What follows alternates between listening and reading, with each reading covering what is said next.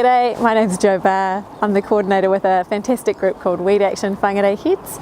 Action Whangarei Heads is essentially a local initiative driven by the local community who could see a really concerning increase in the rate and intensity of spread of weeds out here in our really fantastic and unique natural landscape, and just didn't want to sit idly by and do nothing.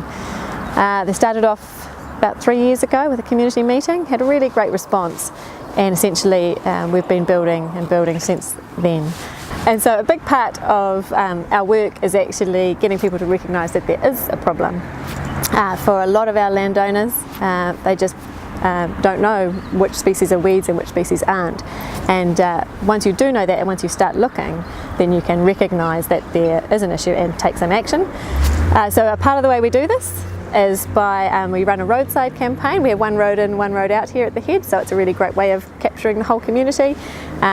We pink flag weed species along the roadside with signs to ID them so that people can recognise them, you know, and start to recognise the spread, and then also potentially recognise them in their own backyards. Once they do realise there's a problem, we try to make it as easy as possible for them to take some action.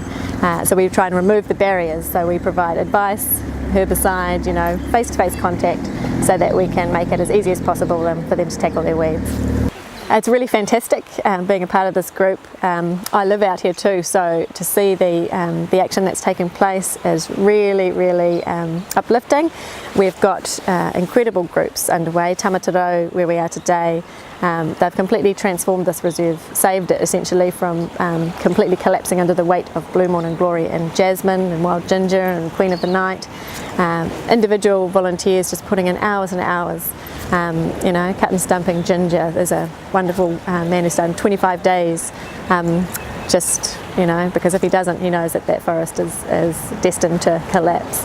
And just even the contacts, the individual contacts with landowners who say, hey look, I think I've got this in my backyard, I'd really like to do something about it.